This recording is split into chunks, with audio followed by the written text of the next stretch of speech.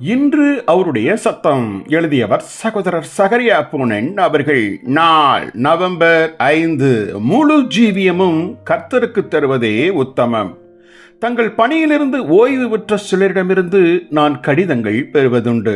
அவர்கள் தங்கள் ஓய்வு வருடங்களை தேவனுடைய ஊழியத்திற்கென அர்ப்பணிக்க விரும்புவதாக எனக்கு கடிதம் எழுதுவார்கள். இது எப்படி எனில், ஒரு கணவான் உங்கள் வீட்டிற்கு வந்தபோது அவருக்கு முன்பாக தேநீர் அருந்திக் கொண்டிருக்கும் நீங்கள் முடிவில் டீ கப்பில் இருக்கும் மண்டியை அவருக்கு தருவதற்கே ஒப்பாகும். இவ்வாறாகத்தான் இன்று ஜனங்கள் தேவனுக்கு செய்கிறார்கள். இந்த உலகத்தில் பணம் சம்பாதிப்பதற்கென்றே தங்கள் முழு ஜீவியத்தையும் செலவழித்துவிட்டு இப்போதோ தங்கள் வாழ்வில் எஞ்சிய மண்டியை தேவனுக்கு தர விரும்புகிறார்கள். இது எத்தனை கொடிய அவமரியாதை! நாம் வாலிபமாய் இருந்த நாட்களிலேயே நம்முடைய ஜீவியத்தை தேவனுக்கு அர்ப்பணித்திருக்க வேண்டும். இவ்வாறு முழு ஜீவியத்தையும் அவரிடம் அர்ப்பணித்துவிட்டு அவர் என்ன கட்டளையிடுகிறாரோ அதற்கு பிரியமாய் வாழ்வதே உத்தமமானதாகும். ஆண்டவராகிய இயேசு திரும்ப வருகையில் எண்ணற்ற விசுவாசிகள் மிக பெரும் அதிர்ச்சிக்கு உள்ளாவார்கள் என்பது திண்ணம்.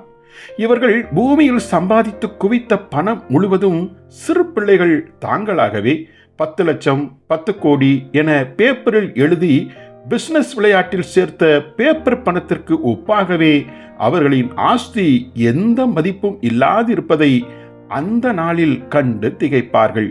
லூக்கா 12ஆம் அதிகாரம் 20வது வசனம். ஆனால் இப்போது என்ன செய்ய முடியும்? வாழ்க்கையின் பந்தயமோ முடிவடைந்து விட்டது. தாங்கள் சேர்த்து குவித்த பிரயோஜனமற்ற குவியல்களை தவிர இவர்களோ நித்திய மதிப்புடைய எதையும் சேர்த்து வைக்கவில்லையே. மேலும் இவர்கள் பூமியில் தேடி நாடியதெல்லாம் மனுஷர் புகழ்ச்சிக்காகவே இருந்ததால் அவையாவும் நித்தியத்தின் பிரகாசிக்கும் வெளிச்சத்தில் கனப்பொழுதில் ஆவியாய் மறைந்து போவதை காணும்போது இவர்களின் ஏமாற்றம் சொல்லி முடியாததாய் இருக்கும்.